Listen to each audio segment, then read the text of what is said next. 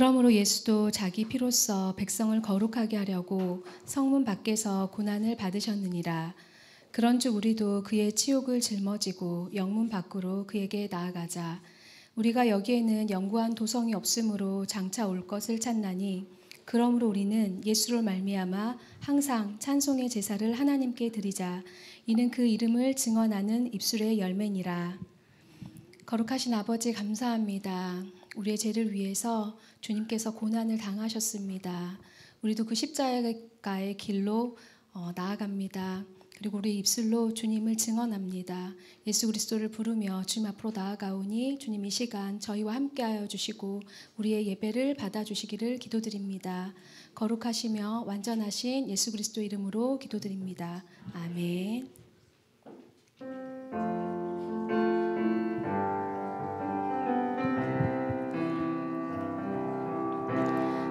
하늘의 해와 달들아 소리 높여 찬양하여라.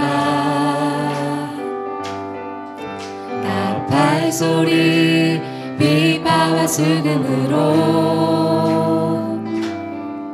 춤추며 찬양하여라. 험한 산과 넓은 푸른 바다 모두 주를 찬양하여라. 호흡이 있는 자마다 여호와를 찬양하여라. 세상 모든 사람들아 주를 찬양하라. 살아계신 나의 하나님은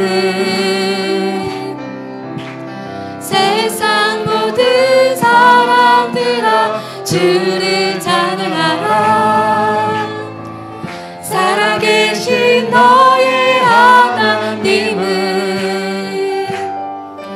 호흡이 있는 자마다 여호와를 찬양하여라. 호흡이 있는 자마다 여호와를 찬양하여라.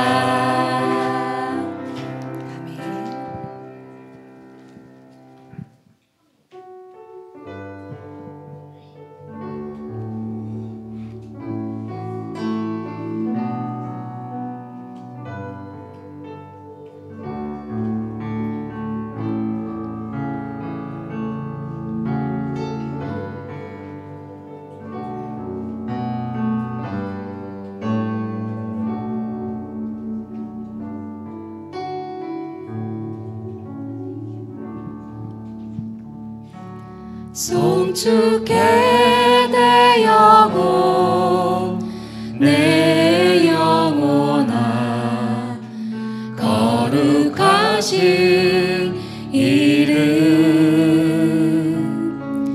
이전에 없었던 노래로 나 주님을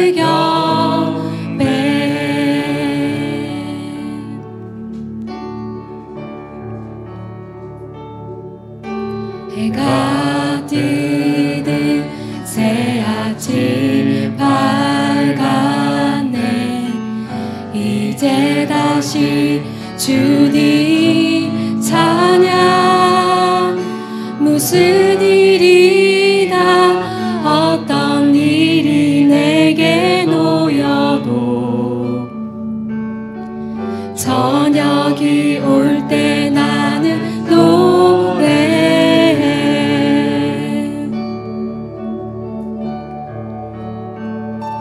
송축해 내 영혼 내 영혼아 거룩하신 이름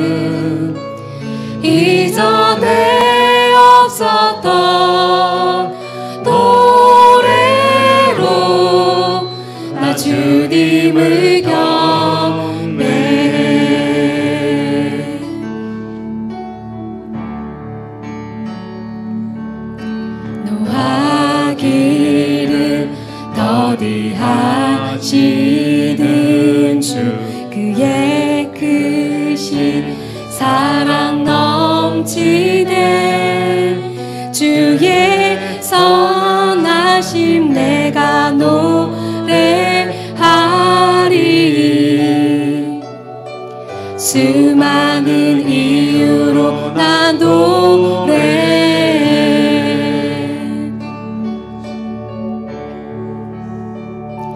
송축해 내 영혼 내 영혼아. 거룩하신 이름 이전에 없었던 노래로 나 주님을 경배해. 송축해 송축해 내 영혼 내 영혼아. 거룩하신 이름 이전에 없었던 노래로 나 주님을 경배해.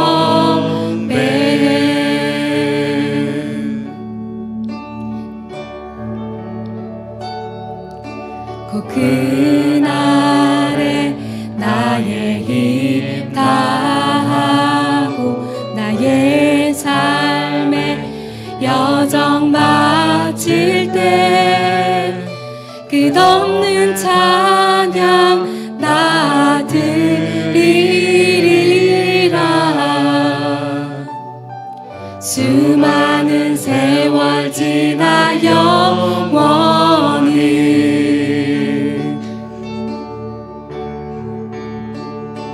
송축해 내 영혼 내 영혼아. 거룩하신 이름 이전에 없었던 노래로 나 주님을 경배해. 송축해 내 영혼 내 영혼아. 거룩하신 이름 이전에 없었던 노래로 나 주님을 경배해. 송축해 내 영혼 내 영혼아. 거룩하신 이름 이전에 없었던 노래로 나 주님을 경배해. 나 주님을 경배해.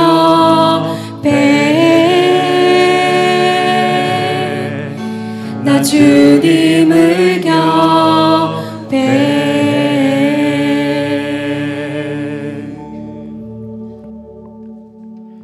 너희 모든 나라들아 여호와를 찬양하며 너희 모든 백성들아 그를 찬송할지어다.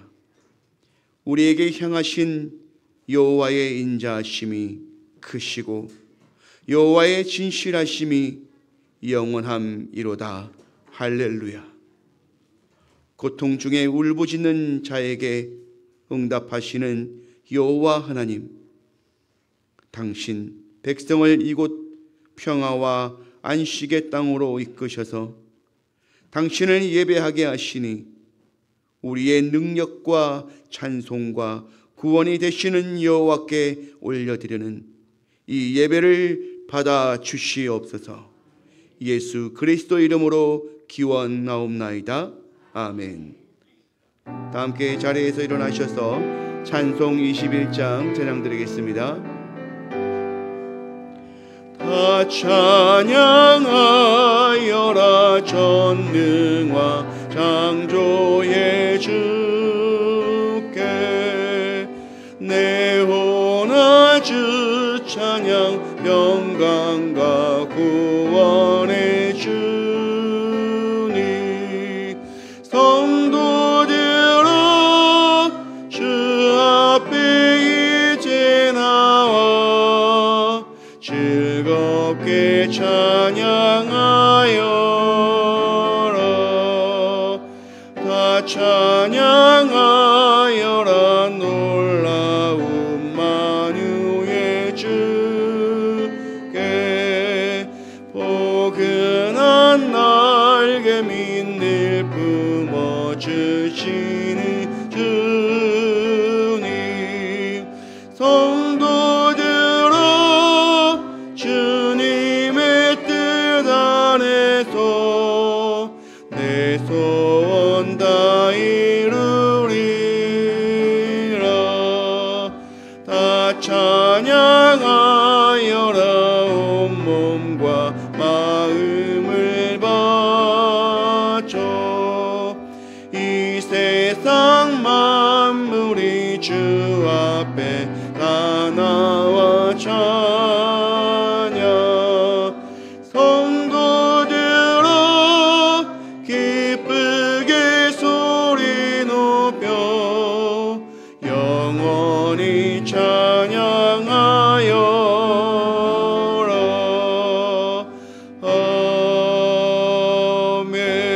아멘. 다 함께 참회의 기도를 드리겠습니다. 당신은 당신의 목적을 위해 제 손을 빌려달라고 저에게 요구하셨습니다.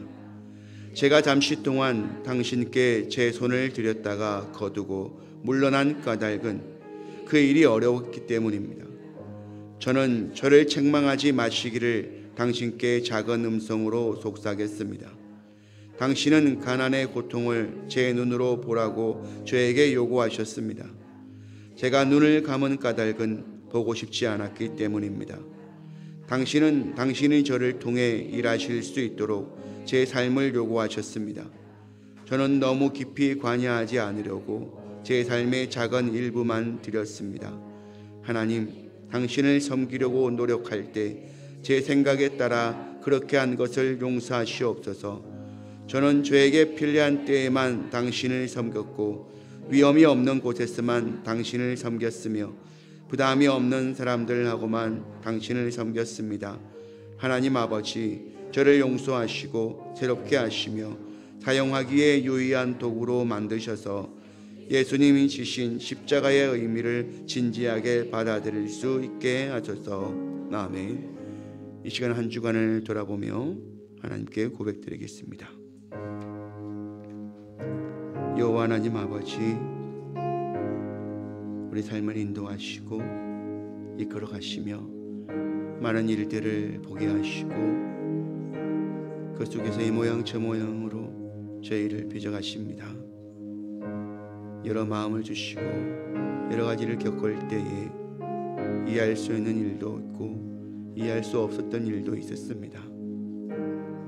그러나 주께서 뜻하시는 바 하나님의 뜻을 이루기를 원하시고 주의 온전한 것을 이루길 위하여 그 모든 것들이 저에게 필요한 줄 아시고 만나게도 하시고 보게도 하시고 하나님 그곳에 머물게 하셨나이다.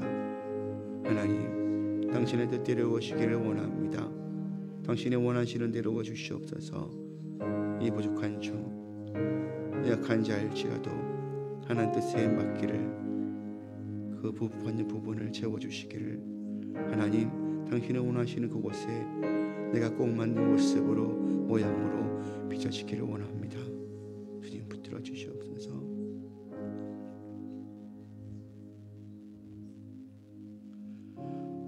나 여호와를 존중하는 너희여 들으라.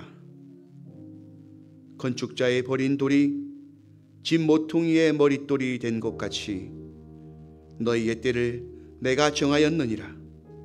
그러니 즐거워하여라. 사람과 고관을 신뢰하지 말고 나 여호와를 찾으라.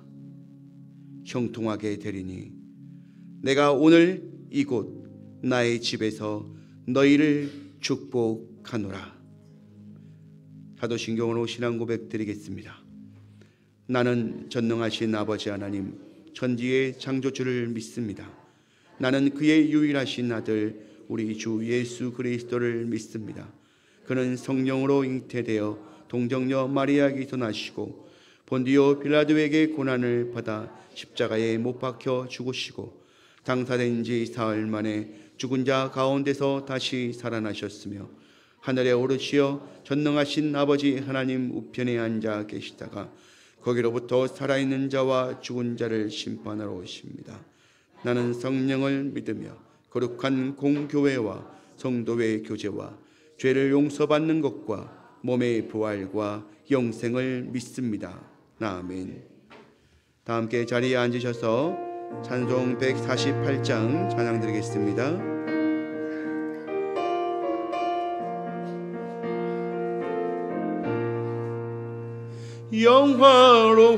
영화로운 주 예수의 십자가를 생각하며 세상 부귀 모든 영화 분토만도 못하도다. 오 갈보리 오 갈보리 주 예수 나를 위하여 십자가에 못 박히신 보배로우신 나의 주 그 주께서 죽으실 때 성찬이자 찢어지고 구원의 길 여심으로 천국 기쁨 주셨도다. 오 갈보리 오 갈보리 주 예수 나를 위하여 십자가에 못 박히신 보배로우신 나의 주 그 주 예수 갈보리에 흘린 피와 물 가지고 나의 몸과 영혼까지 구속하여 주셨도다. 오 갈보리 오 갈보리 주 예수 나를 위하여 십자가에 못 박히신 보배로우신 나의 주 그 주 예수 나를 위해 십자가에 죽었으니 그 사랑에 감격하여 기름 주께 드립니다.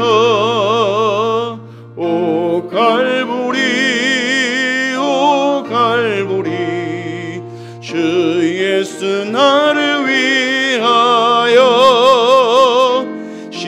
십자가에 못 박히신 보배로우신 나의 주. 아멘. 이 시간 우리를 대표하여 정건우 안수집사님 기도하시겠습니다.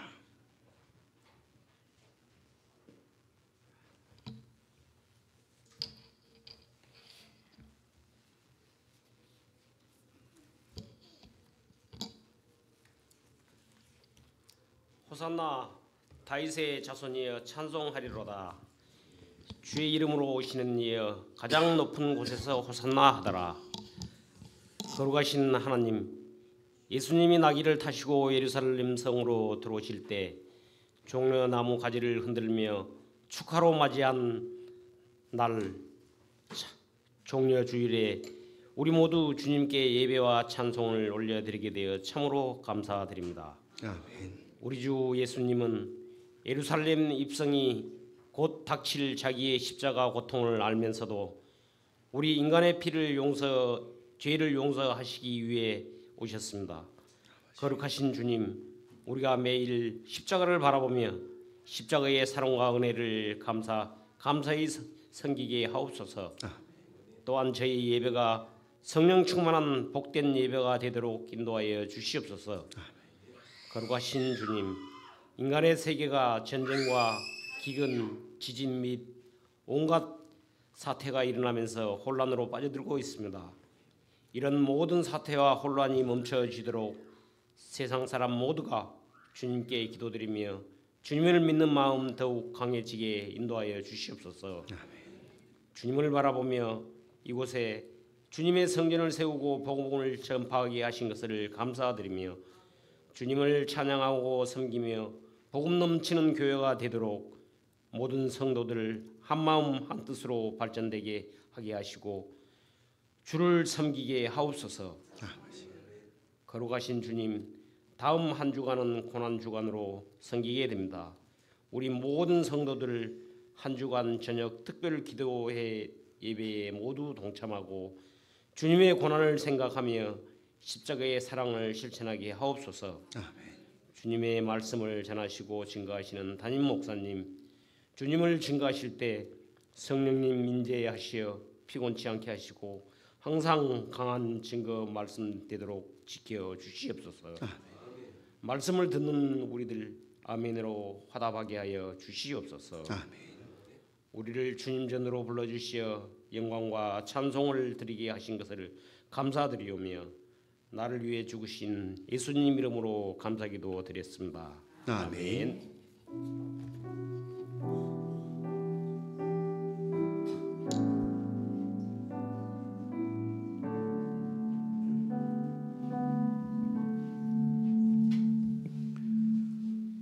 오늘 우리에게 주시는 하나님의 말씀입니다.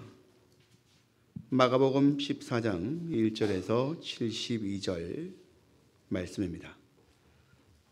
마가복음 14장 1절에서 72절 말씀, 신약성경 79쪽입니다.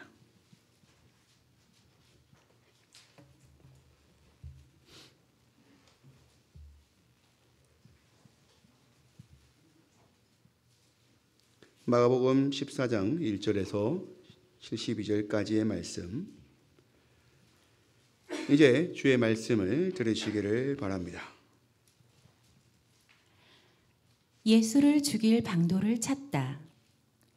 이틀이 지나면 유월절과 무교절이라 대제사장들과 서기관들이 예수를 흉계로 잡아 죽일 방도를 구하며 이르되 밀란이 날까 하니 명절에는 하지 말다 하더라.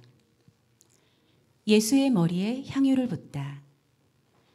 예수께서 베다니 나병 환자 시몬의 집에서 식사하실 때 한 여자가 매우 값진 향유 곧 순전한 나드 한 옥합을 가지고 와서 그 옥합을 깨뜨려 예수의 머리에 부으니 어떤 사람들이 화를 내어 서로 말하되 어찌하여 이 향유를 허비하는가? 이 향유를 300데나리온 이상에 팔아 가난한 자들에게 줄 수 있었겠도다 하며 그 여자를 책망하는지라. 예수께서 이르시되 가만두라. 너희가 어찌하여 그를 괴롭게 하느냐? 그가 내게 좋은 일을 하였느니라.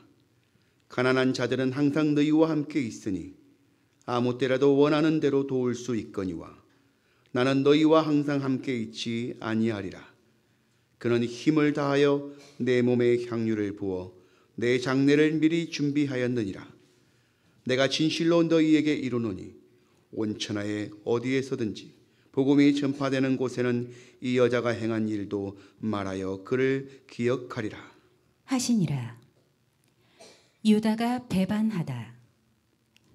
12 중에 하나인 가룟 유다가 예수를 넘겨주려고 대제사장들에게 가매 그들이 듣고 기뻐하며 돈을 주기로 약속하니 유다가 예수를 어떻게 넘겨줄까 하고 그 기회를 찾더라. 제자들과 함께 유월절을 지키시다. 무교절의 첫날 곧 유월절 양 잡는 날에 제자들이 예수께 여짜오되 우리가 어디로 가서 선생님께서 유월절 음식을 잡수게 준비하시기를 원하시나이까 하매 예수께서 제자 중에 둘을 보내시며 이르시되 성내로 들어가라. 그리하면 물 한 동이를 가지고 가는 사람을 만나리니 그를 따라가서 어디든지 그가 들어가는 그 집 주인에게 이르되 선생님의 말씀이 내가 내 제자들과 함께 유월절 음식을 먹을 나의 객실이 어디 있느냐 하시더라 하라.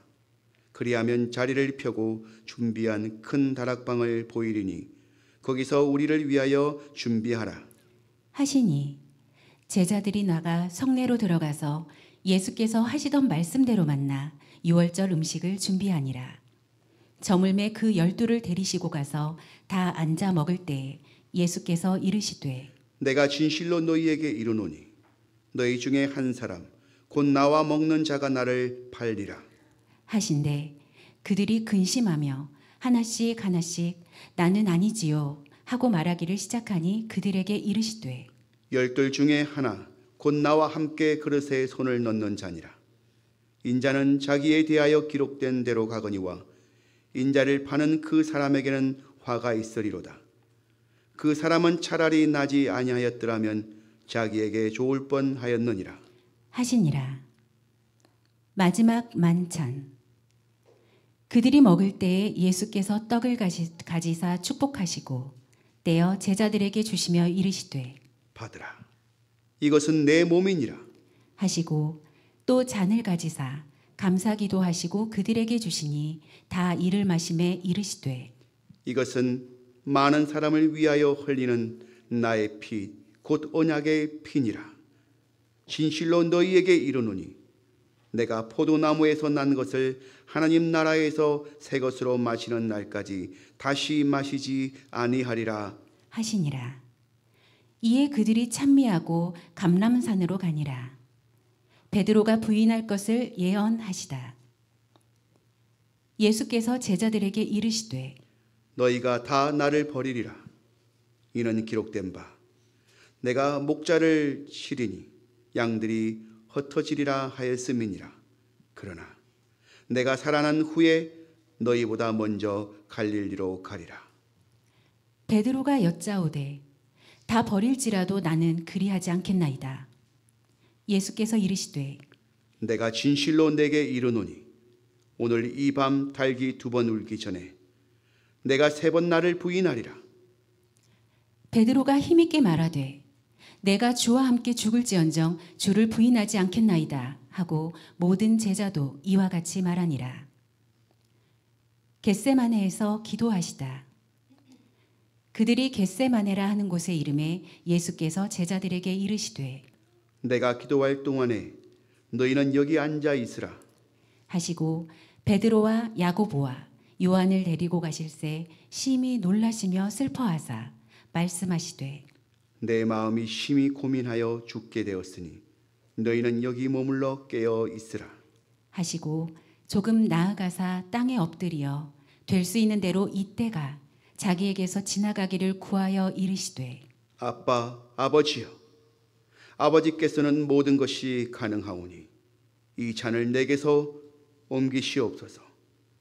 그러나 나의 원대로 마시옵고 아버지의 원대로 하옵소서 하시고 돌아오사 제자들이 자는 것을 보시고 베드로에게 말씀하시되 시몬아 자느냐 내가 1시간도 깨어 있을 수 없더냐 시험에 들지 않게 깨어 있어 기도하라. 마음에는 원이로되 육신이 약하도다 하시고 다시 나아가 동일한 말씀으로 기도하시고 다시 오사 보신즉 그들이 자니 이는 그들의 눈이 심히 피곤함이라.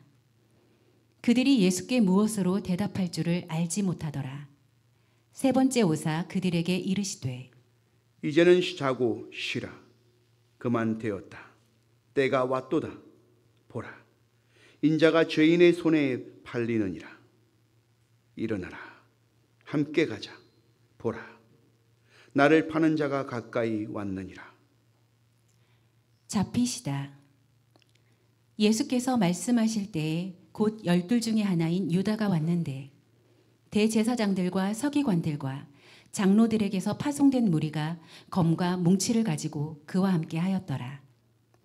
예수를 파는 자가 이미 그들과 군호를 짜 이르되 내가 입맞추는 자가 그이니 그를 잡아 단단히 끌어가라 하였는지라. 이에 와서 곧 예수께 나아와 랍비여 하고 입을 맞추니 그들이 예수께 손을 대어 잡거늘 곁에 서 있는 자 중에 한 사람이 칼을 빼어 대제사장의 종을 쳐 그 귀를 떨어뜨리니라. 예수께서 무리에게 말씀하여 이르시되 너희가 강도를 잡는 것 같이 검과 몽치를 가지고 나를 잡으러 나왔느냐? 내가 날마다 너희와 함께 성전에 있으면서 가르쳤으되 너희가 나를 잡지 아니하였도다. 그러나 이는 성경을 이루려 함이니라 하시니라. 제자들이 다 예수를 버리고 도망하니라. 한 청년이 벗은 몸으로 도망하다. 한 청년이 벗은 몸에 배 혼니부를 두르고 예수를 따라가다가 무리에게 잡힘에 배 혼니부를 버리고 벗은 몸으로 도망하니라. 공회 앞에 서시다. 그들이 예수를 끌고 대제사장에게로 가니 대제사장들과 장로들과 서기관들이 다 모이더라.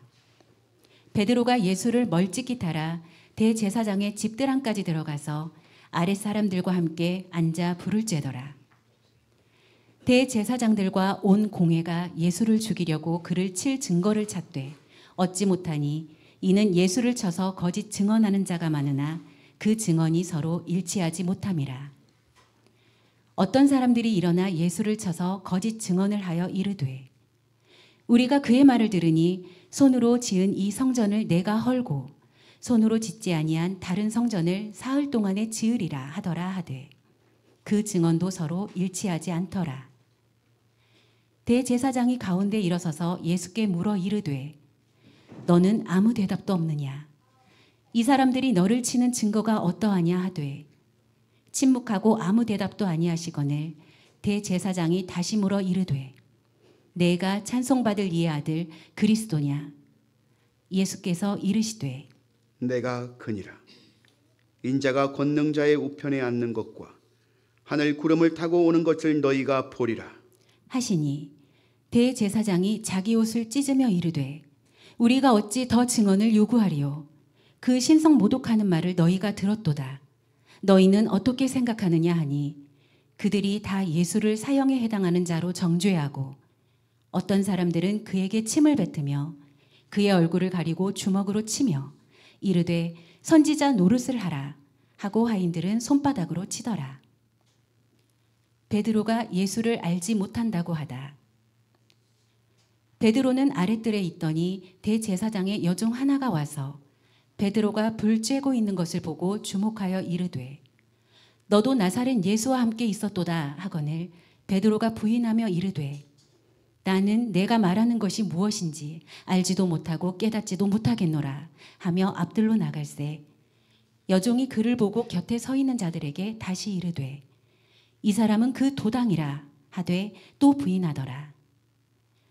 조금 후에 곁에 서 있는 사람들이 다시 베드로에게 말하되 너도 갈릴리 사람이니 참으로 그 도당이니라. 그러나 베드로가 저주하며 맹세하되 나는 너희가 말하는 이 사람을 알지 못하노라 하니 달기 곧 두 번째 울더라. 이에 베드로가 예수께서 자기에게 하신 말씀 곧 닭이 두 번 울기 전에 내가 세 번 나를 부인하리라 하심이 기억되어 그 일을 생각하고 울었더라. 아멘. 이 시간 찬양대에 찬양 읽겠습니다.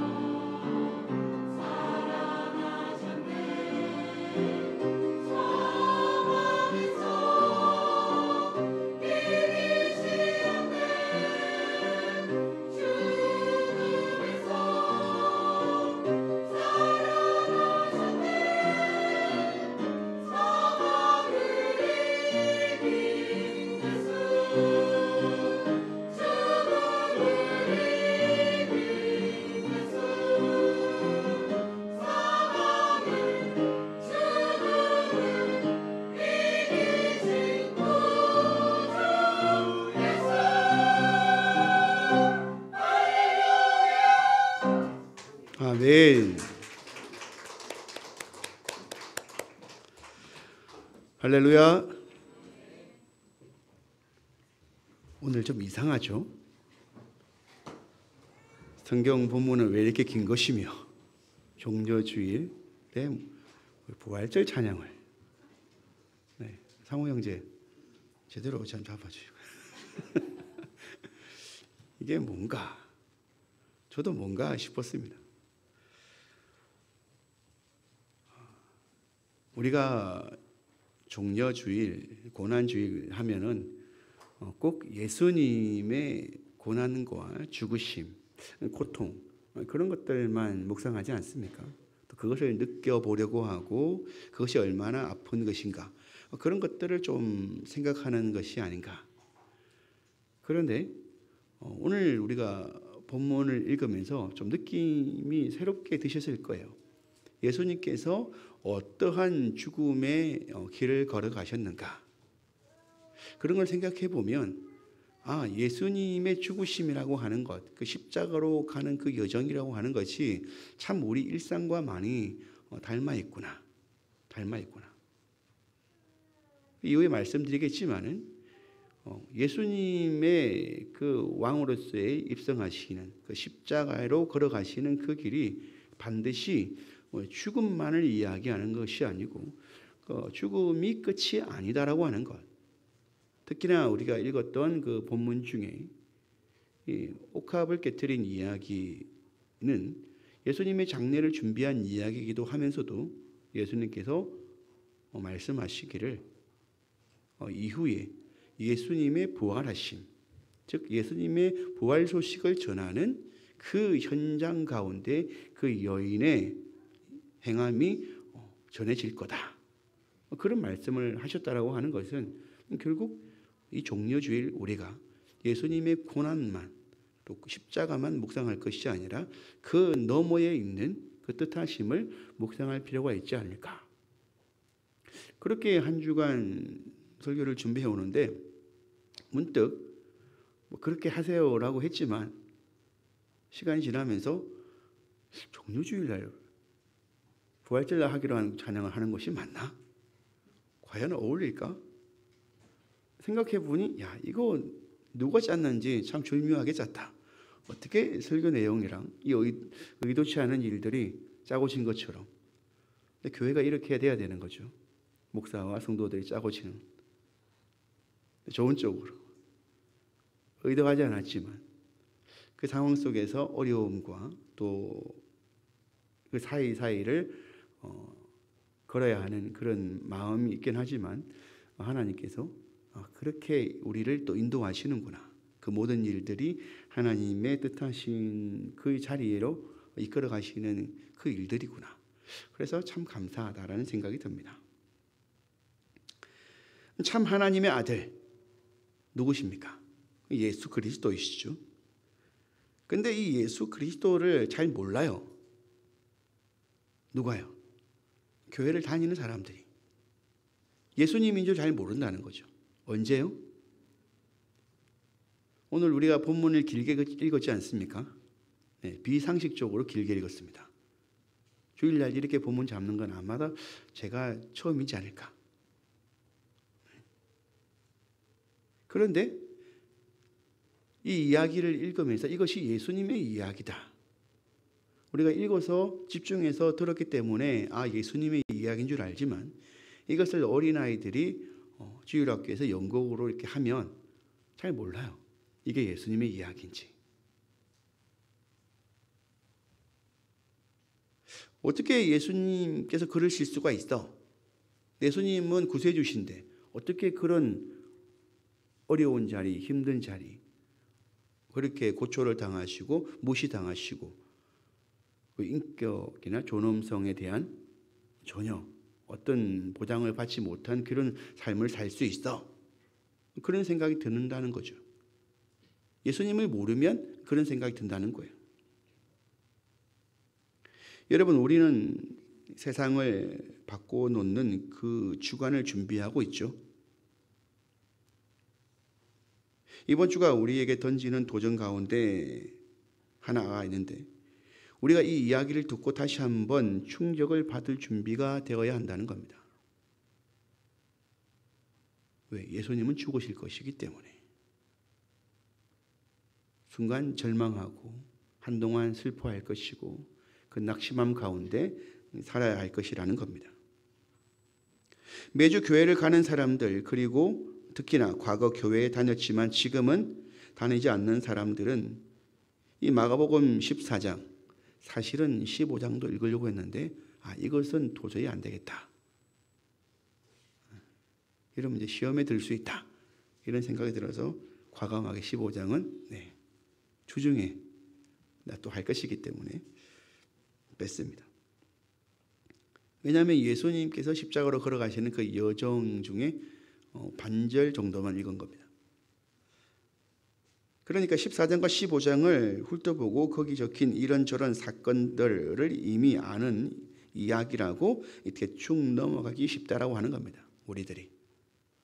오늘 일부러 이 시간 주일날 읽었기 때문에 집중해서 들었지, 평소에 성경 말씀을 읽을 때는 그냥 대충 읽어버린다고 하는 거예요. 어디까지 갑니까? 예수님이 죽으셨던 그 십자가만을 보려고 하지 그 과정의 이야기들을 자세하게 어떤 의미가 있는지 그걸 신경 써서 읽지는 않는다는 겁니다. 대충 생각하는 거죠. 예수님께서 어떻게 죽으셨지? 대제사장 앞에 끌려갖고 신문받고 빌라도 앞에 있다가 그렇게 형벌을 받았지. 그런 생각 해보신 적이 있습니까? 내가 만약 그 자리에 있었다면, 한번 생각해 보십시오. 우리가 오늘 본문 말씀을 읽을 때 그런 생각이 혹시 드셨는지 모르겠습니다. 그 말씀을 길게 읽으면서 내가 지금 그 자리에 있다면, 옥합을 깨뜨린 마리아 곁에 내가 있었다면 어떻게 하셨겠어요? 옥합을 깨뜨리고 할 때 손동을 쳤겠죠. 지금 뭐 하는 짓이냐고. 그게 얼마짜리인데. 그러면서 또 신문 받는, 제사장 앞에 끌려가는 그런 자리에 내가 같이 있었다면, 말도 안 되는 거라고. 우리 예수님은 어떻게 그렇게 할 수 있냐. 당장 예수님을 그 자리에서 탈출시키려고 하지 않겠습니까?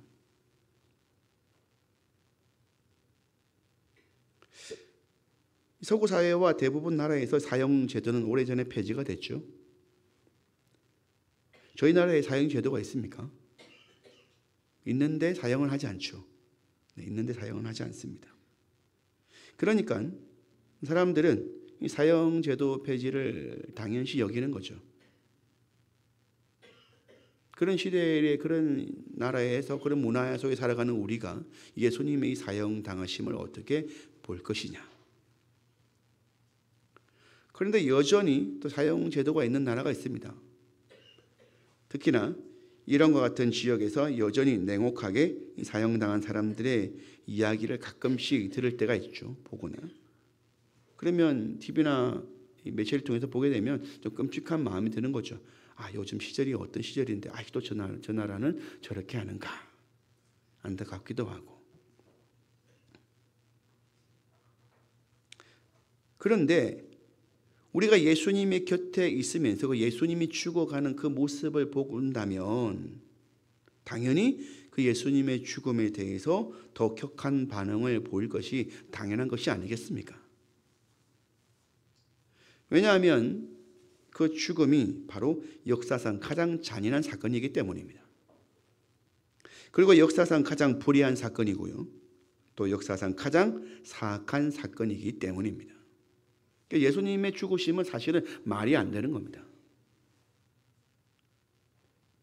그런데 처음 말씀드린 것처럼 예수님께서 십자가에서 죽으신 사건은 역사상 가장 불의한 사건이면서도 한편으로는 하나님께서 역사상 가장 자유롭게 행동을 하신 그 사건이기도 그 순간이기도 하다는 겁니다. 하나님의 자유로우심. 하나님께서 단번에 영원히 그분의 정의를 드러내신 순간이죠. 하나님의 자비가 한 사람 예수를 통해서 모든 사람에게로 흘러넘친 순간이기도 한 겁니다. 어떻게 이럴 수가 있습니까? 어떻게 동일한 사건에 대한 완전한 두 다른 해석을 우리는 이성과 마음속에 가질 수 있을까요? 끔찍한 죽음을 보고 반대로 하나님의 크나큰 사랑하심의 그 사건으로 이해할 수 있냐라고 하는 것이죠. 근데 답은 쉽습니다. 그리고 그 답은 모두 사실입니다. 즉 예수님은 우리를 구원하시기 위해 죽으셨기 때문입니다. 그분은 우리를 위해 죽으셨죠. 믿으십니까? 주님께서 죽으신 것은 그가 우리를 사랑하셔서 우리를 위해 자신을 주셨기 때문입니다. 그렇습니다. 이 내용을 굳게 붙드셔야 합니다.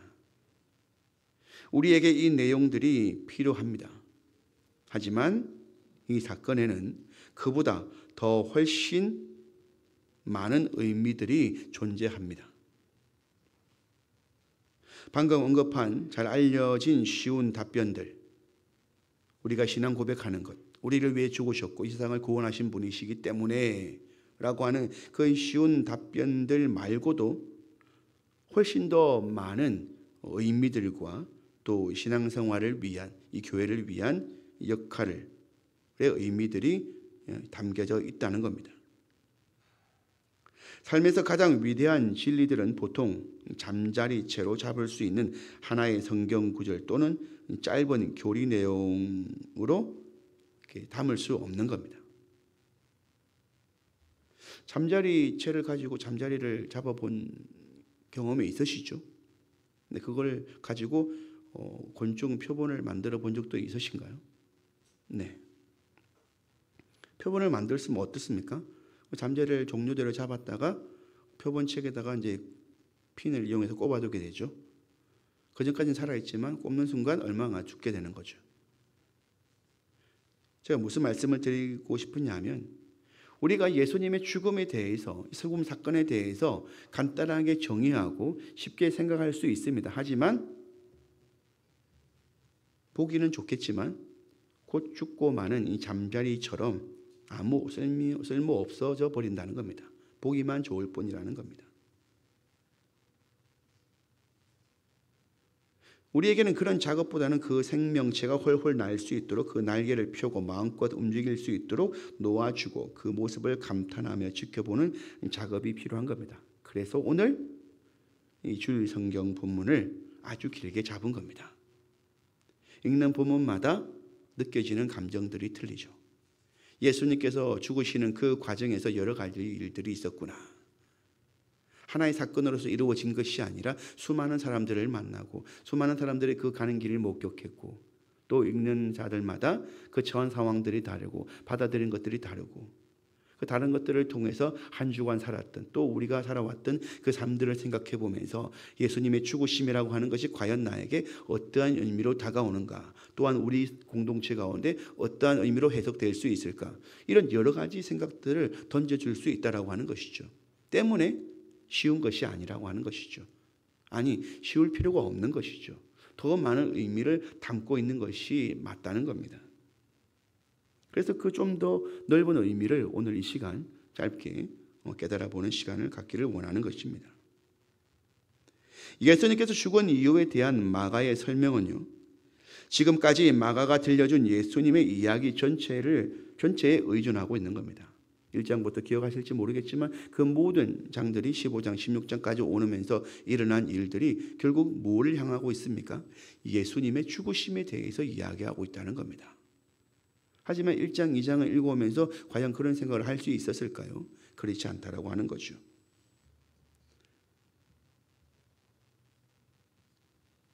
여러분, 이 모든 내용이 중요합니다. 그런데 문제는 결말이 아니라 우리를 출발점으로 가게 한다라고 하는 겁니다. 본문 14장 1절에 이틀이 지나면 유월절과 무교절이라 대제사장들과 서기관들이 예수를 흉계로 잡아 죽일 방도를 구하며, 오늘이 지나면 우리는 고난주간으로 들어가게 됩니다. 예수님께서는 이미 죽으셨지만 우리는 내일부터 그 죽음의 길로 걸어가는 겁니다. 우리를 출발점으로 인도하는 것이죠. 여기에서 알 수 있었지 그 출발점이라고 하는 것이 축제와 업무입니다. 좋은 일도 일어날 수 있고 좋지 않은 일도 일어날 수 있죠. 축제 속에 업무가 있을 수 있지 않겠습니까? 축제는 당연히 유월절 축제를 말하는 것이죠. 죄사함의 축제.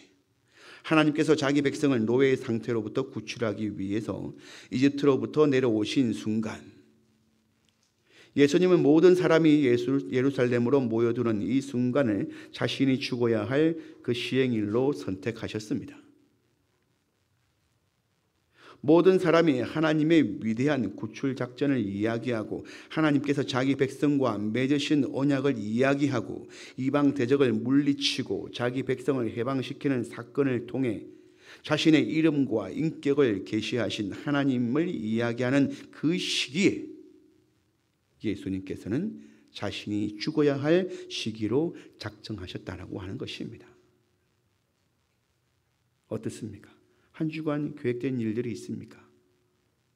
즐거운 일, 기대되는 일, 바쁜 일들, 그런 일들이 하나님께서 나를 하나님의 뜻대로 쓰시려고 하는 그 시간으로 사용하신다라고 한다면, 또 내가 어쩌면 하나님께서 그 일들을 통해서 이루시기를 원하시는구나. 그런데 그들 마음이 들어서 내가 그 일 가운데서 내가 죽으리라, 내가 희생하리라, 내가 잠잠하리라, 내가 용서해야 될 필요가 있겠구나, 내가 참을 필요가 있겠구나, 내가 좀 더 견디고 인내할 필요가 있겠구나, 그런 생각을 하게 된다는 겁니다. 예수님께서 이 기간을 택하신 이유가 무엇이겠습니까? 이스라엘 백성들이 모세로부터 지켜오던 그 명절이 이제는 궁극적인 유월절, 즉 유월절 중에 유월절이 되어야 할 때가 되었다고 믿으셨기 때문입니다. 무슨 말입니까? 모세가 전해준 유월절은 회개와 죄사함의 주제였다면 예수님의 죽으심 이후부터 유월절은 하나님의 사랑과 구원이 주제가 된다는 것입니다. 무슨 차이입니까? 만약 오늘 찬양대 찬양이 원래 준비되어진 대로 할 수 있었다면, 없었지만 아마 오늘 찬양의 내용이 아니었겠죠. 고난의 십자가, 갈보리산 위에, 아마 그런 내용의 찬양을 했을 겁니다. 그런데 이 유월절의 참된 주제는 하나님의 사랑과 구원이라고 하는 것입니다. 회개가 주제가 아니라, 죄사함이 주제가 아니라 그 너머 하나님의 사랑을 깨닫고 구원을 선포하는, 참 자유를 선포하는 그러한 절기로 바꿔야 한다라고 예수님께서 생각하셨다는 겁니다. 이것 차이라는 것이죠. 그래서 제가 오늘 감탄한 겁니다. 어떻게 이게 가능한 일일까?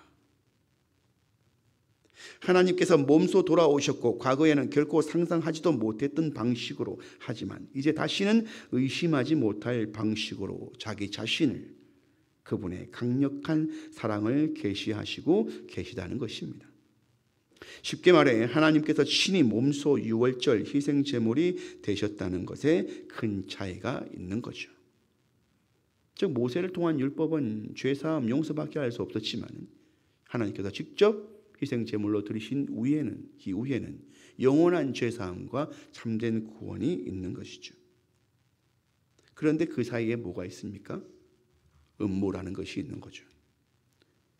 우리는 마가복음을 읽는 동안 내내 이런저런 음모가 계획되고 때때로 시도되었다라고 하는 모습을 발견할 수 있었습니다. 특별히 새벽 예배에 참석하신 분들은 그러한 일들을 자세히 보고 들으셨습니다. 우리는 바리새인과 사두개인 그리고 대제사장의 함정 질문들, 입을 가리고 쑥덕거리는 모습들, 그리고 위협조의 고발들을 보았죠. 고발 내용이 무엇이었습니까? 그는 귀신과 한패다. 그는 안식일을 어겼다. 그는 신성모독을 하고 있다. 자기가 죄를 용서한다니 도대체 자기가 누구라고 생각하는 거지? 그는 사람을 미혹하고 있다. 이런 고발 내용이었습니다.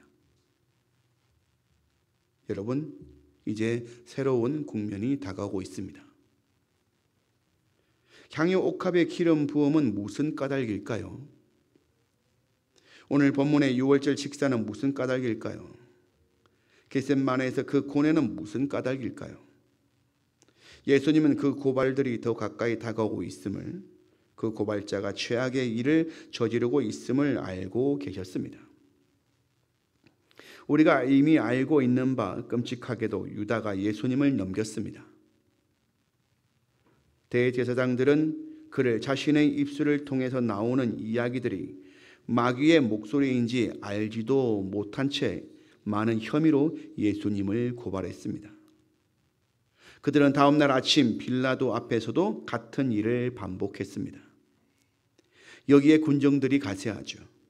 지나가던 행인도 그를 조롱하면서 여전히 비난을 합니다. 메시아라고? 그렇다면 십자가에서 내려와봐. 그러면 당신을 믿을게. 음모, 고발, 고발자. 예수님께서 그 모든 것을 떠안으셨습니다. 그 모든 것이 그의 어깨 위에 짊어지셨죠. 이 사실이 마가가 전달하려고 하는 핵심 이미지입니다. 그 모든 것을 아셨음에도 그 모든 것을 떠안으셨습니다. 그리고 그 이야기의 그늘진 곳에서 놀란 표정으로 움직이고 있는 인물들이 있습니다. 그들의 모습은 오늘 우리 자신의 모습과 너무나 흡사합니다. 누구입니까? 도무지 이해를 못하는 제자들 말입니다. 그들은 베다니에서 향유의 의미를 이해하지 못했습니다. 근심에 찬 제자들이 있는데요. 이들은 배신자로 돌변한 장본인이 자기가 아닐지 염려하고 있었습니다. 끝까지 예수님을 따르겠다고 호언장담하는 베드로는 공범을 찾는 조명이 잠깐 자기 주변을 비추자 구멍난 풍선처럼 유축되고 말았죠. 병사들은 어떻습니까? 우리가 읽지는 않았지만 그들은 늘 병사들이 하는 일을 또다시 하고 있죠. 그들은 자신의 좌절감을 손쉬운 대상에게로 쏟아부었습니다. 그리고 또 예수님의 말을 오해하던 또 다른 구경꾼들이 있습니다. 그들은 그 모습을 지켜보며 어리둥절했지만 나중에서야 그 의미를 이해하게 됩니다. 자신이 사형 집행한 첫 번째 희생자를 지켜보고 있던 그 백부장은 갑자기 그전에는 결코 본 적이 없는 광경을 보고 있음을 비로소 깨닫게 되는 거죠. 중요한 것은 이 모든 내용을 하나의 공식 안에 앞서 말씀드린 것처럼 담을 수 없다는 겁니다. 담을 필요가 없는 거죠. 담을 수도 없는 겁니다. 그럼에도 그 핵심은 그 속에 그대로 머물러 있으면서 마치 거대한 파도처럼 그 이야기가 몰려와서 우리를 넘어뜨리고 깨끗이 씻기고 허물어뜨린다는 겁니다. 우리를 휘몰아쳐 가는 거죠. 마치 견딜 수 없는 어떤 파도에 휩쓸리는 것처럼 우리를 무너뜨립니다. 그가 우리를 위해서 그렇게 하신 겁니다. 그가 나를 위해 그렇게 하신 겁니다. 나를 위해서 기꺼이 있는 또 먼데 있는 사람들을 위해서 오늘 저와 여러분이 이 예배당을 넘어 저기 먼 곳에 복음의 가장 외진 곳에 있는 인생들을 위해 예수님은 세상에서 가장 어두운 곳으로 나아가신 겁니다. 어떻습니까? 예수님의 십자가의 길은 나를 넘어서는 것이죠. 우리를 넘어서는 것이죠. 우리가 생각하는 그 이상으로 예수님께서는 생각하시고 나아가셨다라고 하는 것입니다. 그가 나의 하나님 어찌하여 나를 버리셨나이까? 그 말 빼고는 할 수 없는 그 장소로 나가셨다는 겁니다. 예수님은 음모와 고발과 피해 망상과 좌절과 증오와 오해와 이 세상의 실패한 소망과 깨진 꿈이 떠들썩하게 짓거려대는 그곳으로 나아가신 겁니다. 그렇게 하는 것이 세상이 구출될 수 있는 유일한 길이었고 또 유일한 길이기에 그는 그곳으로 나아가셨던 것입니다. 여러분과 제가 구출될 수 있는 유일한 길, 하나님의 사랑이 최악의 상황까지 떠안아서 우리를 해방시킬 수 있는 유일한 길, 주님께서 그 길을 오늘도 기꺼이 가고 계십니다. 말씀을 맺겠습니다. 본문 15장 39절을 함께 읽겠습니다. 시작. 예수를 향하여 섰던 백부장이 그렇게 숨기심을 보고 이르되 이 사람은 진실로 하나님의 아들이었도다 하더라. 아멘. 마가는 이 말을 처음으로 내뱉은 사람이 백부장이라는 사실을 우리에게 알려줍니다. 마가는 우리의 입에서도 그 고백이 나오기를 바랄 것입니다. 십자가에서 죽으신 예수님을 참 하나님의 아들로 고백한다는 것은 오늘을 살아가는 믿음의 자녀들이 자기의 십자가, 곧 나의 십자가를 질 수도 있고 지지 않을 수도 있는 선택사항이 아니라 예수님의 십자가를 믿는 성도라면 누구나 져야 할 십자가인 것입니다. 교인들은 예수님의 십자가에 대해서는 관심이 많으면서도 나의 십자가에 대해서는 거의 관심이 없는 것 같습니다. 이는 실천적 삶이 부족하다는 말이죠. 십자가는 그 자체가 죽음과 고난을 의미하는 것입니다. 박철수 목사님께서 자신의 책에서 이렇게 이야기하셨는데요. 개인적으로 대부분의 한국 보수주의 교회들이 사이비에 가깝다라고 말씀하셨어요. 사이비의 뜻은 비슷한 것은 아니다. 즉 비슷한 것은 틀렸다라고 말씀하신 거예요. 비슷하게 살아가는 것은 틀린 거다. 우리는 사이비를 조심해야 됩니다. 요한복음 10장 10절에 도적이 오는 것은 도적질하고 죽이고 멸망시키려는 것뿐이요 내가 온 것은 양으로 생명을 얻게 하고 더 풍성히 얻게 하려는 것이니라. 여러분, 교회 안에 영적 도적들이 있다는 사실을 알아야 됩니다. 영적 도적들은 예수님 말씀처럼 인생을 도둑질하고 죽이고 멸망시킵니다. 그러므로 우리 가운데 사랑이 있는지, 말씀이 살아있는지, 그리고 세상 속에서 믿는 자로서 어떻게 살아야 할 것인지에 대해서 자세한 관심을 갖고 있는지 되돌아보아야 할 것입니다. 믿는 자가 십자가에서 죽으신 예수님을 참 하나님의 아들로 고백할 수 있기 위해서는 그 속에 하나님의 크신 사랑과 말씀이신 예수 그리스도를 전적으로 신뢰하는 중심이 있을 때 가능하기 때문입니다. 사랑하는 예담 공동체 교우들께 권면드립니다. 이제는 우리가 세상 가운데 사람들로 하여금 당신만큼은 진실합니다. 당신이 믿는 예수님은 참된 분이 맞는 것 같습니다. 나도 당신이 믿는 분을 믿고 싶습니다. 라는 고백을 들으며 살아갈 수 있어야 할 것입니다. 그러므로 우리 모두 이 한 주간 참된 하나님 아들을 만나고 깊이 깨닫는 복된 시간이 되시기를 주의 이름으로 축원드립니다.